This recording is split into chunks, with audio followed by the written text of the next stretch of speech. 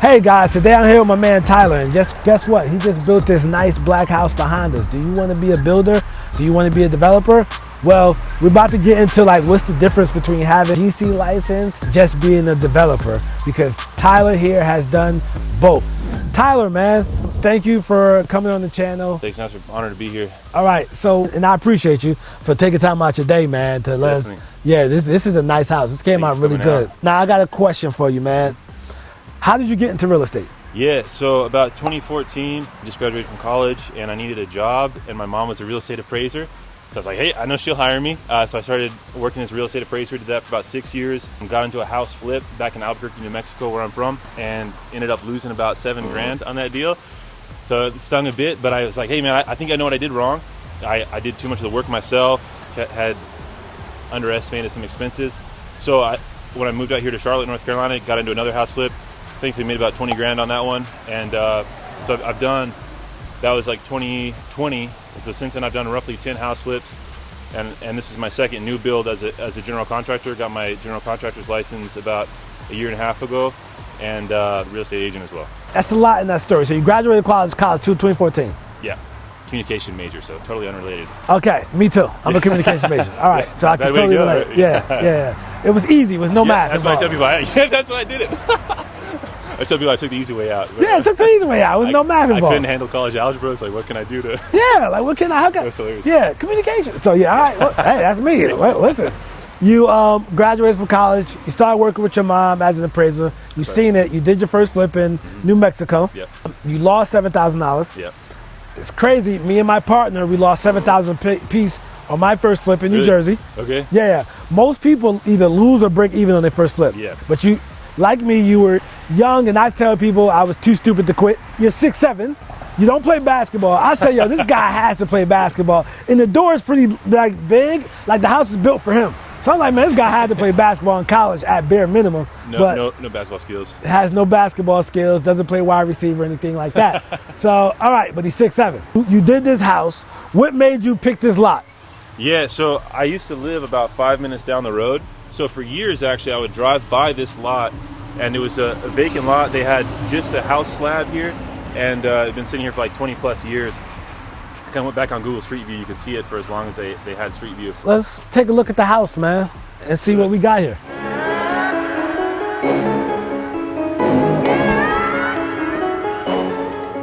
So this is brand new construction. You used a white wall paint, which is snowbound. Really popular right now. Yeah. The white paint. I think I did my last flip with white. And Pretty it's called snowbound. That's right. Okay, I gotta ask for that one. So yeah, it's very clean. It's extremely clean. So we're in the living room, right?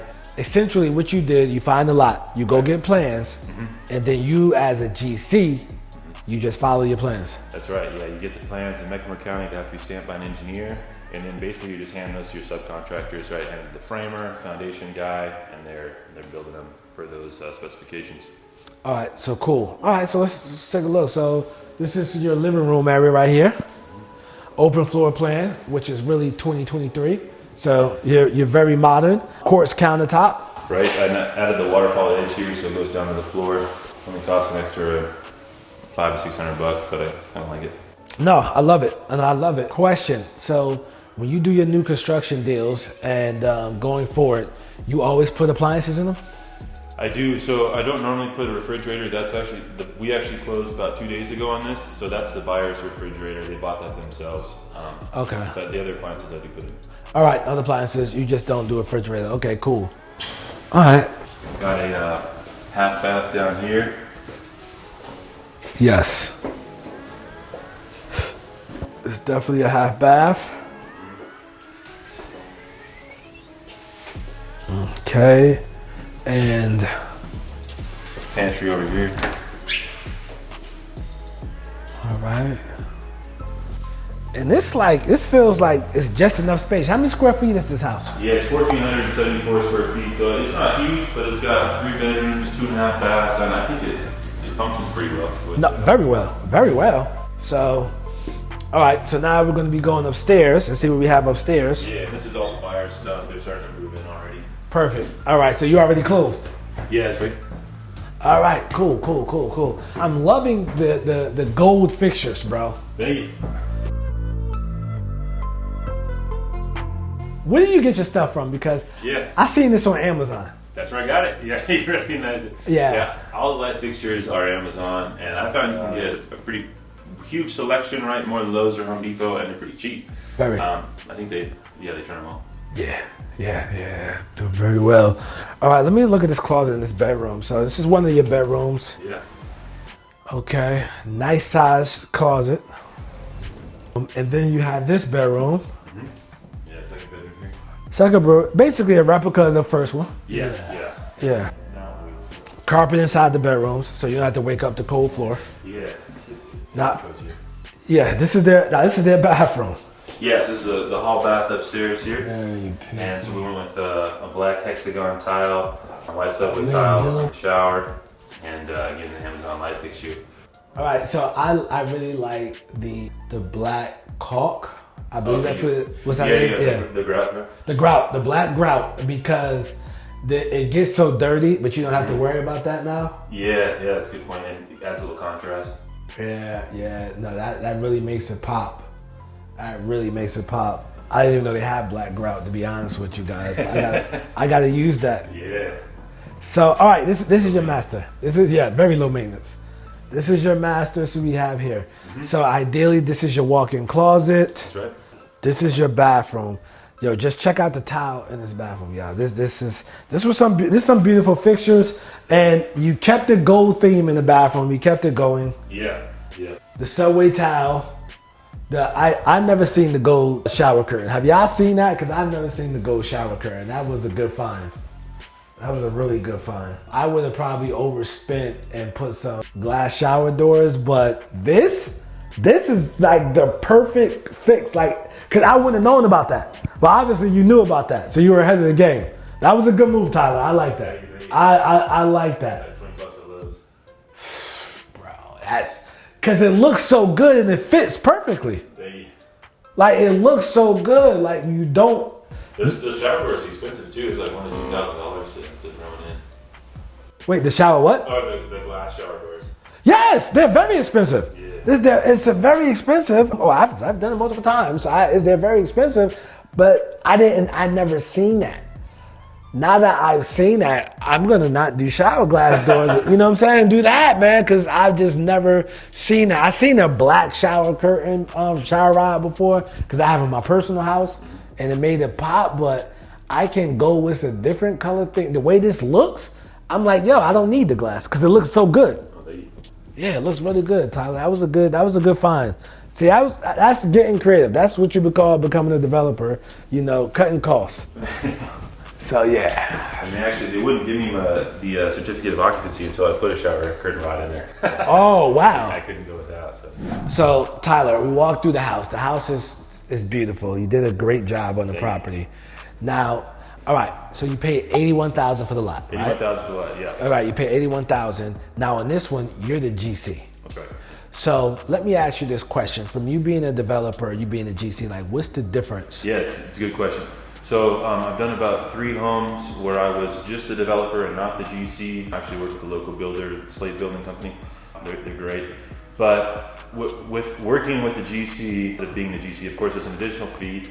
So really, you've got the core costs of a construction project are material and labor. So like the lumber here, I don't remember the exact number. So it was $10,000. Labor is another $7,000. So $17,000. Well, then a GC, if you're working with them, is going to add another 15, 20, 30% on top of that. So instead of just paying $17,000 to get your house framed, you are now paying, bad at mental math here, but call it 25 or something like that. Absolutely.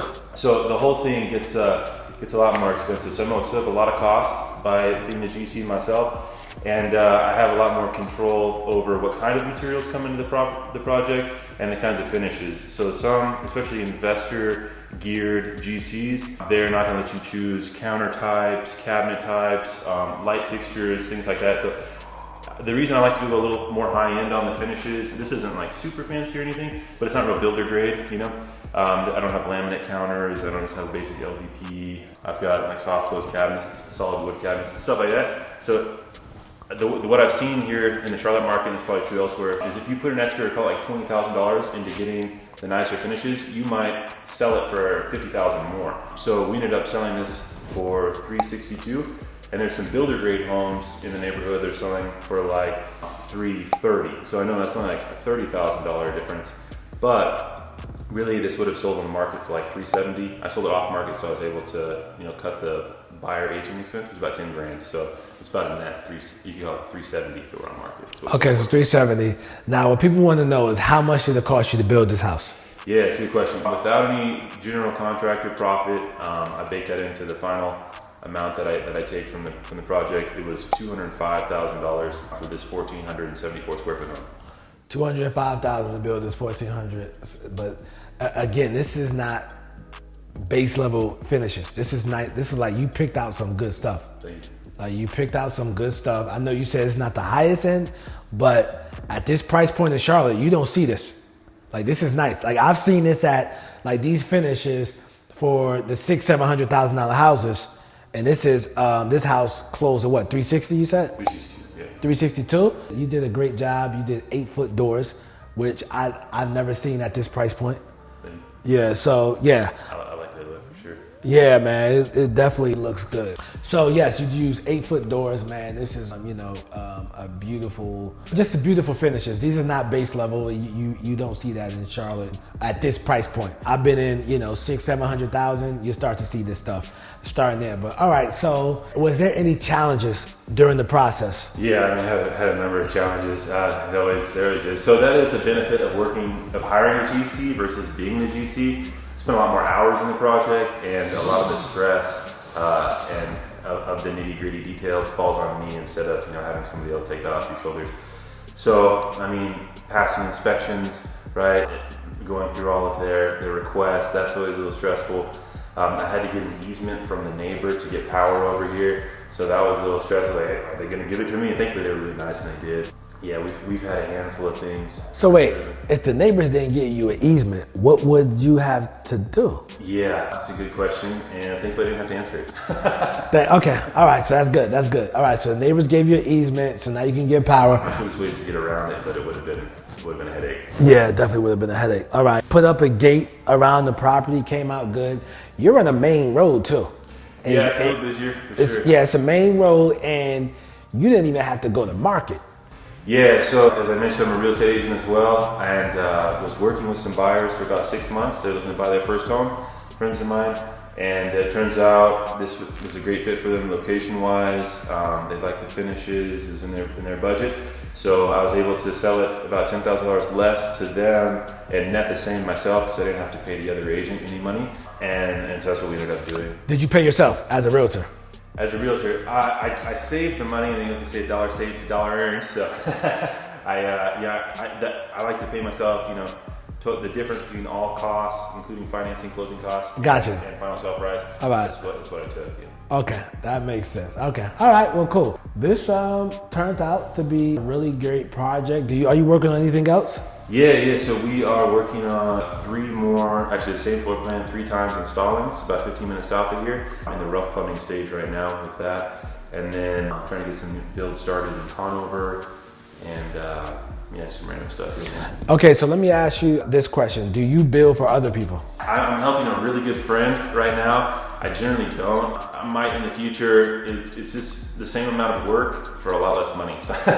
Right. So right. I tend to not do that. Tend not to do that. Okay, that makes sense. Now, would you recommend, right, people who want to do this, is it beneficial to get your GC license or stay on the developer side? Yeah, that's a good question. So if you're buying your land right, as Kenneth Bell says, if you buy the land right, you're going to make great money just in the developer seat. You don't have to be a GC. He obviously is a GC as well, and that gives him more control of the product and finishes and whatnot. And you will save money, but you're going to add more work to your plate. So I think if you're getting started, definitely work with a GC. It's going to make your life a lot easier. And there's a lot of places where you can make big mistakes that could be really costly. So a GC, if they're knowledgeable, can help you get away from those. So. But that being said, maybe if you got a little experience, if you like the construction side, which I do, I just really enjoyed it, getting into the details of it. If you enjoy that stuff, getting your GC license can open up a lot of doors, save a lot of money, have more control over the project, and yeah, good opportunity for growth, I think. Okay, and in North Carolina, you want your GC license, you do have to take a test. So, you know, and there are plenty of, you could just Google North Carolina General Contractor School. They're normally like 2-day weekend seminars or a 1-day seminar, whatever. Local community college offers them, etc. So you can do it that way. I don't have my GC license. I've attempted it 3 times. I failed. Haven't studied properly. I was trying to get the commercial one. Oh, okay, that was way harder. I would just you should try the residential. I bet you can do it. Yeah, I did. It's not too bad. I was trying to do commercial because a friend of mine was like, "Yo, dude, just get the commercial because it's like," he said, "all it is a test. This is a test." Man, that concrete part, man. I passed all the ones they allow you to bring the books in. I passed all that. Okay. Just all the other stuff, I just failed that. So. Well, yeah, try the residential because I mean it seems like I've been following you on YouTube for a while. Most of your stuff is residential. Yeah, most stuff is residential. I was just getting it just in case. Much easier. I have a friend and he's way smarter than me, and he got the commercial license, but he failed like 4 or 5 times before he got it. And so I was like, I saw him do that. I was like, I'm going residential. Yeah, and with the commercial guys, you can build like the new Panther Stadium. If there was a thing, you can bid for that as long. If you're qualified to go that high, meaning you have to be liquid, I want to say 100,000 and X amount or X amount of net worth. Right. But yeah, you can go that high because there are different stages depending on your liquidity to you, and you have to get it stamped by your CPA. But it could be beneficial. But keep in mind that, like he said, this is time consuming. So you are like, he made money, but he traded off his time. Was it worth it at the end? Absolutely, it was worth it at the end. So you have to make sure it's worth it for you and it fits your goals and trying to do. Because if you're trying to operate a wholesale business and be a GC, man, I hope that wholesale business is automated because this is a job within itself, making sure everything is right. Problems will arrive, guys. Like he said, the electric company here, Duke Energy, said, hey, listen, yeah, we can run power, but the easiest thing that you do, see if your neighbor will give you an easement so we can get the power thing through. Like these things happen and you're not gonna learn the books. No test is gonna prepare you for that. Because just like that neighbor said, yes, they were nice, I've heard stories about people saying no, and they end up having to buy that piece of land. It could be 10, 20 feet, and they had to spend $20,000, $30,000, break even on the project just to get that piece that they needed. So those things happen, guys. But Tyler, now wrapping this video up, man, people are going to want to reach out to you. People are going to have questions. Can you give them out your social media, and do you have a website or something? My website's Mundy, that's Mundy, realestatellc.com. And then I'm on Instagram at Tyler_Mundy_RE.